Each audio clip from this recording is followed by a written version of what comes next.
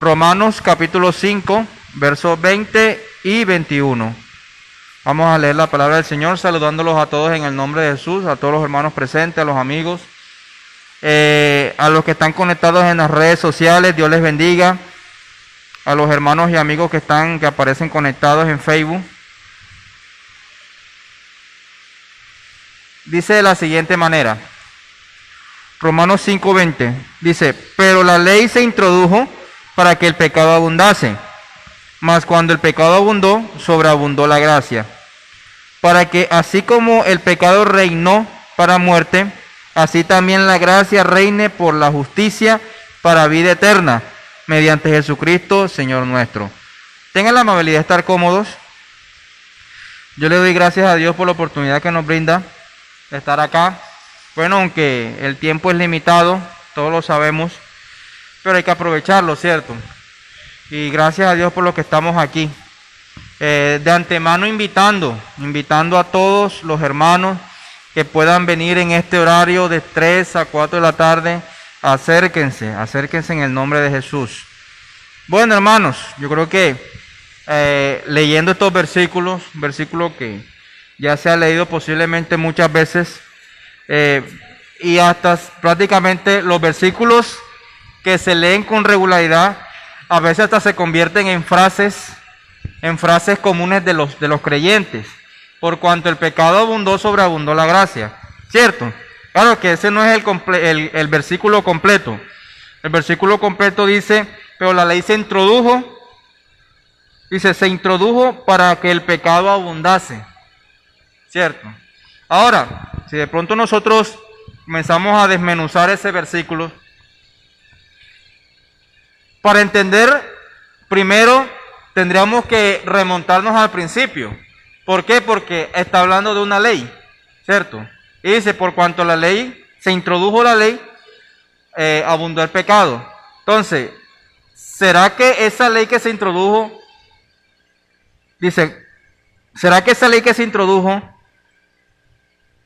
puede ser mala porque hizo que el pecado también se introdujera?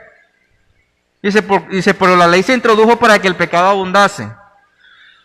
Si nosotros analizamos la ley de Dios no es que sea mala.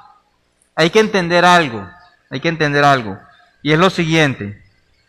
Cuando el hombre pecó, que se alejó de la presencia de Dios, dice que estaba viviendo en inocencia, pecó el hombre, fue expulsado del huerto del Edén, y de esa manera comenzó a caminar, de modo de que ya existía la muerte. Cuando el hombre no había pecado, cuando no había cometido el pecado original que se cometió en el huerto del Edén, el hombre era eterno. Por eso es que la Biblia dice que el hombre fue creado a imagen y semejanza de Dios. Y una de las características de Dios es que Dios es eterno. Entonces, cuando el hombre no había pecado, el hombre también era eterno, igual que Dios. Entonces, cuando el hombre peca, que se introduce el pecado, entonces ahí viene la muerte. Y entre otras cosas, ya el Señor les había advertido, el día que comas del árbol del que está en el centro del huerto del Edén, del conocimiento del bien y el mal, ese día ciertamente morirás. No es que ese día que apenas comió, como si tuviera un fruto envenenado, comió y cayó postrado, no. El asunto es que cuando él come de ese fruto, está haciendo un acto de desobediencia, porque Dios ya le había hecho una advertencia, Dios le había dado una orden. Y entonces, ¿qué pasa? Que cuando el hombre peca, desobedece a Dios, y ahí es donde vienen las consecuencias de esa desobediencia. Y una de las grandes consecuencias que viene siendo la muerte por causa del pecado. Entonces, miren lo que dice el apóstol Pablo aquí, dice, pero la ley se introdujo. Ahora, cuando la ley se introdujo, ya había pecado. Dice, la ley se introdujo para que el pecado abundase. O sea, ya el pecado existía cuando se introdujo la ley. Lo que está explicando el apóstol Pablo es que al dar el conocimiento del pecado, que eso fue lo que hizo la ley cuando se introdujo, lo que hizo fue sacar a la luz al pecado. El pecado ya existía. el pecado ya existía. ¿Qué hizo la ley? La ley lo que hizo fue dar en conocimiento a la gente que estaba pecando. Porque si antes no se dijera, no pecarás, no matarás o no mentirás, la gente mentía y es como si eso no fuera pecado.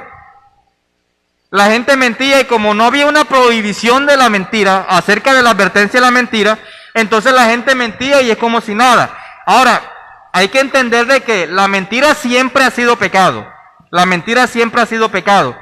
Sino que antes que se introdujera la ley, no había el conocimiento de que eso era pecado. Cuando la ley se introdujo, que el Señor le dio las tablas de la ley a Moisés, que precisamente, por eso es que se le dice la ley de Moisés, porque la introdujo por medio de Moisés, pero la ley en sí es de Dios. Entonces, ¿qué pasa? Que cuando la ley se introdujo, vino el conocimiento del pecado. Vino el conocimiento del pecado. Pero fíjese cómo son las cosas. Mire cómo es el ser humano. Que a pesar de que conoce de que tal cosa es pecado, de que a pesar de que conoce, de que si yo me meto por ese oscuro es malo porque me puede pasar algo, aún así lo hacen. Aún así lo cometen. Nosotros los seres humanos somos así. Porque nuestra naturaleza es pecaminosa. Recordemos, vamos a tomar otro recorderis hacia atrás, lo que pasó en el huerto del Edén, y es que en el huerto del Edén el hombre era inocente, no tenía pecado, ¿cierto? Entonces como no tenía pecado, era un niño andante, jugaba como si nada. Pero cuando ya el pecado se introdujo, aunque ya, y también la ley se introdujo, entonces ya el hombre tiene el conocimiento del pecado por medio de la ley, aún así sigue cometiendo pecado. ¿Cierto? Y eso es algo complicado. Eso es algo complicado porque hay gente que aunque sabe que eso es malo, para ellos eso es dulce. Y lo cometen y dicen, no, pero es que eso es rico, eso es sabroso. Y es malo, te lleva a la muerte, te lleva a alejarte de Dios, te lleva a condenación. Pero hay otra cosa que de pronto el hombre no se ha percatado. Y es que el pecado te lleva a la muerte. Pero hay mucha gente que está convencida que después de la muerte lo que hay es un jardín celestial. No sabiendo que la palabra de Dios dice que para el hombre está establecido que muera una sola vez y después de esto el juicio. El juicio está para todos los seres humanos, tanto cristianos como no cristianos. Porque dice la palabra de Dios que el juicio comienza por la casa. Hablando de nosotros, ¿cierto? Aunque nosotros ya estemos aquí, gracias a Dios por la misericordia, por la bondad del Señor, pero eso no quiere decir de que nosotros no vamos a pasar por el juzgado. Sí tenemos que pasar. O sea que el juicio es algo inevitable. El juicio de Dios es algo inevitable. Nosotros no podemos evadir ese juicio. Así que si nosotros somos cristianos también vamos a pasar por allí. Y que inclusive la palabra dice que el juicio de Dios empieza por la casa. Lo que pasa es que nosotros no vamos a ser juzgados de la misma forma en la que va a ser juzgado el que rechazó el Evangelio. Porque recordemos que nosotros sí obedecimos al Evangelio. Recordemos que nosotros sí estamos caminando con Cristo. Y mientras estemos caminando con Cristo, ahí es donde yo aplicaría la frase que el hermano Plinio siempre dice. Que aunque por muy mal que estemos, ¿cierto? Es mejor estar aquí que allá. Así es que o sea, por muy mal que de pronto me sienta yo o esté yo, es mejor estar aquí que allá afuera. O sea, mientras que yo esté aquí caminando, aunque yo come, por eso es que también hay que entender la palabra, que la palabra de Dios dice, hijitos, estas cosas os les digo para que no pequéis, pero si habéis cometido pecado, abogado tenemos. O sea, que hay un juicio, Él es el juez, pero Él también es el abogado, pero ese abogado nos sirve a nosotros, los hijos de Dios. Los que no son mencionados, hijos de Dios, para ellos no hay abogado. Para ellos hay abogado siempre y cuando se arrepientan. Amén. Siempre y cuando se arrepientan. Ahora, ¿por qué estoy explicando esto? El versículo dice, mas cuando el pecado abundó, sobreabundó la gracia. Ese versículo, para nosotros, tanto para nosotros como para los no creyentes, es una ventaja. ¿Por qué? Porque entre más pecado haya, la gracia de Jesucristo siempre va a sobreabundar siempre va a estar por encima de todo pecado que se cometa. Amén.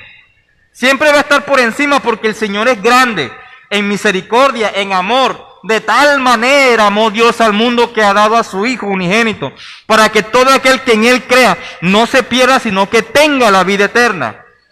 ¿Cierto? Entonces, hay pecado, no importa, hay más gracia que pecado. Pero entonces el detalle está en que ¿por qué hay más pecadores que salvos en este mundo? ¿Por qué hay más pecadores que santos en este mundo? Pues por la sencilla razón de que no es que la gracia de Dios no haya podido más que el pecado. El asunto es una decisión propia. Si yo no tomo la decisión de entregar mi vida al Señor, voy a seguir siendo un pecador empedernido. Pero cuando yo tome la decisión de entregar mi vida al Señor, que yo me humille, que así como dice el salmista, que un corazón contrito y humillado, Él jamás lo desprecia, entonces venga para acá. Ya tú no vas a ser más pecador, ahora te voy a justificar. ¿Cierto? Te voy a justificar, que eso es lo que hace prácticamente un abogado. El abogado, ¿qué hace? Defender. Pero él defiende a un acusado, pero recordemos que el acusado es porque ha cometido algo. ¿Cierto? Si usted se va al juzgado de pronto acá al común, en Colombia, resulta que por muy delincuente que la persona sea, siempre va a tener derecho a un abogado. O sea, cuando el policía captura a un delincuente, le lee los derechos del capturado y uno de los derechos es, tiene derecho a guardar silencio, pero también tiene derecho a un abogado. Aunque haya cometido el delito, igual tiene derecho. O sea, que todo delincuente, no importando el delito que haya cometido, tiene derecho a un abogado. De esa forma también actúa el Señor. Tú eres pecador, no importa. Tú eres una persona mala, no importa. El Señor te está llamando. El Señor está, o sea, la gracia del Evangelio es esa. Si esto no, entonces esto no tuviera sentido. Porque el Evangelio se predica para que la gente se arrepienta de sus pecados. Para rescatar al pecador. No, yo no me entrego al Señor porque es que yo soy muy pecador. Si tú te crees que eres muy pecador, entonces el Evangelio es para ti. Amén. Si tú piensas que de pronto por muchos pecados que tú hayas cometido, es que yo soy muy malo, yo soy muy sinvergüenza, entonces el Evangelio sí es para ti. Porque la Biblia dice que el Evangelio fue a buscar y a salvar lo que se había perdido. Amén. Y es más, si tú reconoces que eres pecador, más a tu favor, porque eso le encanta a Jesucristo, que nosotros reconozcamos nuestro pecado, que nosotros reconozcamos nuestra falta, y ahí es donde actúa Él. Ahí es donde Él entra, ¿cierto? Ahí es donde Él entra y ahí es donde Él nos va a querer dar la libertad que Él siempre anhela para el ser humano. Demos la gloria al Señor. Pero entonces hay un detalle con este versículo, que a veces lo malinterpretamos. Bueno, como el Señor dice que por cuanto abundó el pecado, entonces sobreabundó la gracia del Señor, entonces no importa que yo peque. No importa que yo peque, igual el Señor me va a perdonar. Acuérdese lo que le pasó a Sansón. Por ahí un dicho que dice que el que no conoce la historia, está expuesto a cometer los errores de la misma. Si usted no conoce la historia de Sansón, entonces puede cometer los mismos errores que Sansón. Pero ¿qué fue lo que hizo Sansón? Sansón era una persona que fue consagrado desde su nacimiento para Dios. Es decir, era un nazareo. Hasta donde yo tengo entendido en la Biblia solamente hay registrados 2 nazareos, que fue Samuel, el vidente, el profeta Samuel, porque desde el vientre de la madre fue consagrado, y Sansón, que inclusive el nacimiento de Sansón fue algo parecido al nacimiento de Jesucristo, fue anunciado por un ángel, se le apareció a los padres y anunció el nacimiento. Pero fíjese qué pasó con Sansón. A pesar de que era un niño consagrado, fue creciendo y como él tenía una fuerza impresionante, él abusó del don que Dios le dio. Y una de las cosas el nazareo no podía hacer varias cosas. Una de las cosas era no emborracharse. Y Sansón más de una vez se emborrachó. Otra de las cosas que no podía hacer el nazareo era buscar o acostarse con mujeres ajenas al pueblo de Dios. Y esa era la que le encantaba a él. Él, en vez de buscar una mujer de aquí del pueblo, se iba para allá afuera y buscaba a las mujeres de allá afuera. O sea que todas las mujeres que tenía Sansón eran de allá afuera. Y pecaba y cometía pecado. Otra de las cosas que no podía hacer un nazareo era tocar muerto. Y él tocó un león muerto. O sea que él cometió una cantidad de errores. Y aún así el Señor estaba con él.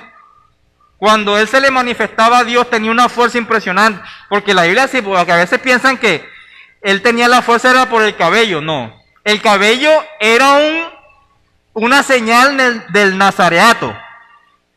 Pero resulta que él tenía la fuerza porque la Biblia dice que el Espíritu de Jehová se le manifestaba a Sansón. Y por eso Sansón tenía esa fuerza impresionante. Pero entonces Sansón cometió una cosa, la otra, y eso lo conllevó a la muerte. Llegó al punto de que cuando lo capturaron, le sacaron los ojos. Y dice la palabra de Dios que ya antes de morir, él tuvo una oración. Le rogó al Señor que por última vez le diera la fuerza para poder derrotar a sus enemigos. Bueno, Dios le concedió eso. Pero aún así murió. ¿Qué le quiero decir con esto? Que no se trata de que si yo estoy en el Evangelio, ahora voy a pecar y a repecar porque Dios me perdona. No se trata de eso. Está bien de que la gracia de Dios sobreabunda sobre el pecado, pero no por eso ahora yo voy a pecar para que, si yo voy a pecar 3 veces, el Señor me va a perdonar 6 veces.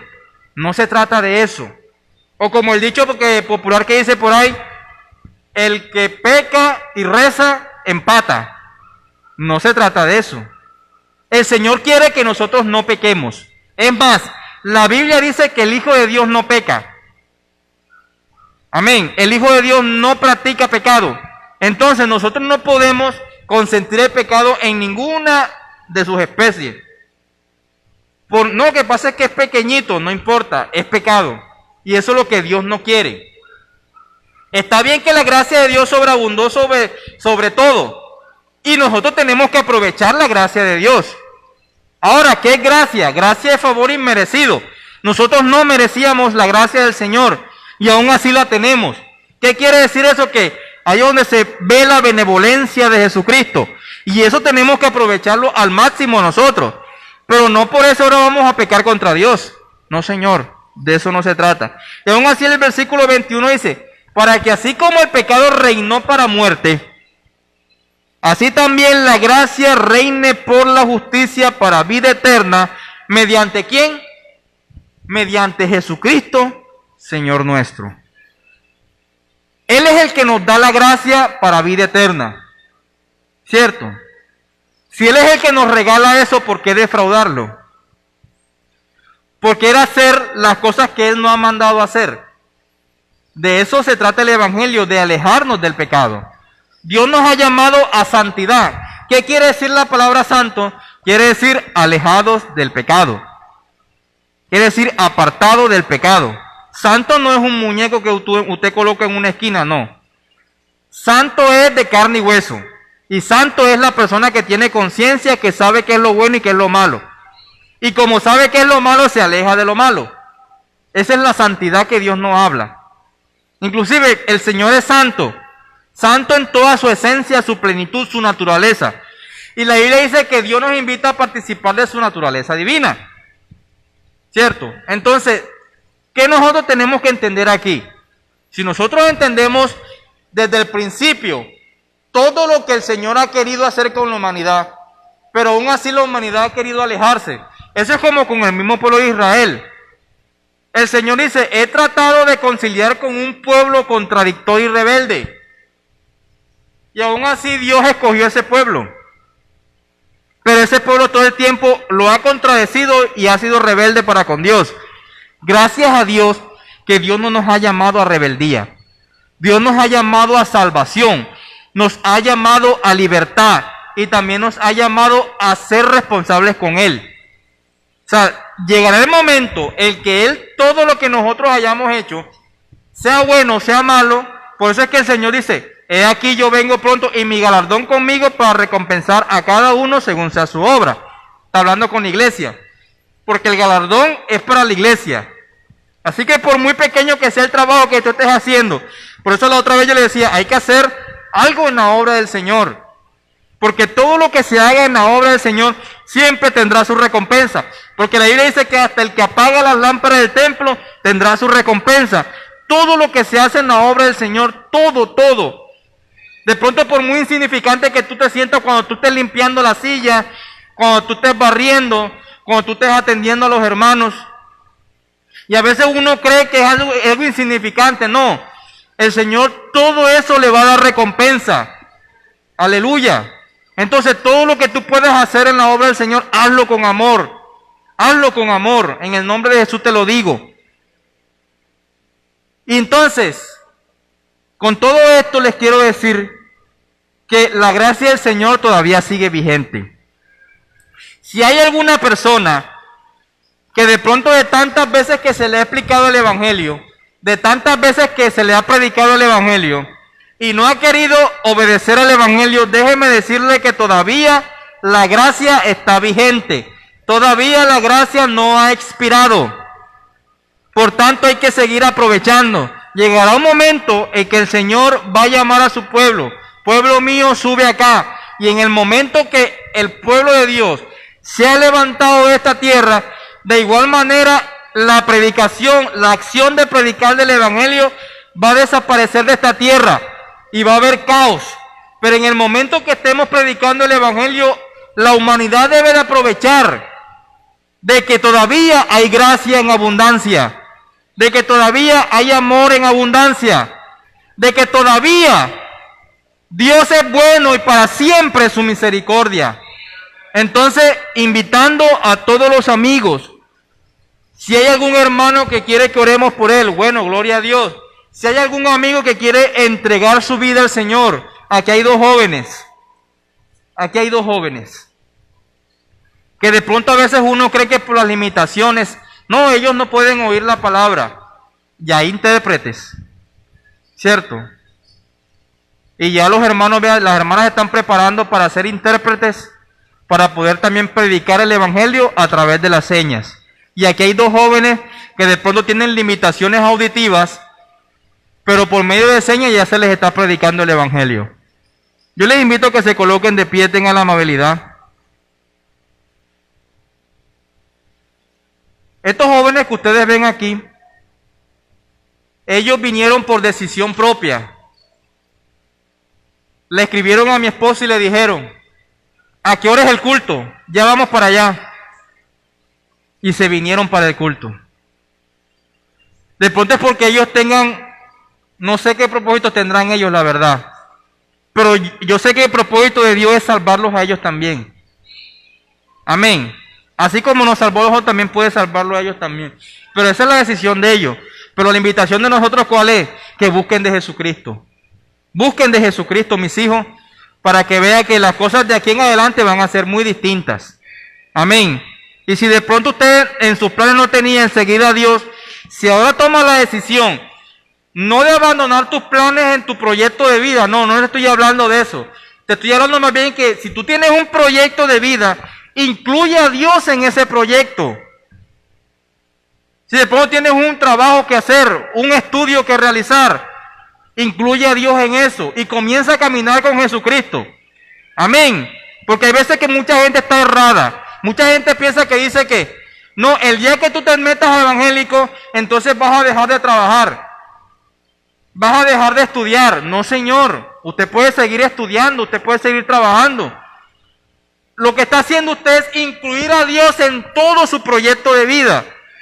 Y para que usted le vaya bien, al introducir a Dios en todo ese proyecto, verá la diferencia, verá la gran diferencia, que caminar con Dios es lo más hermoso.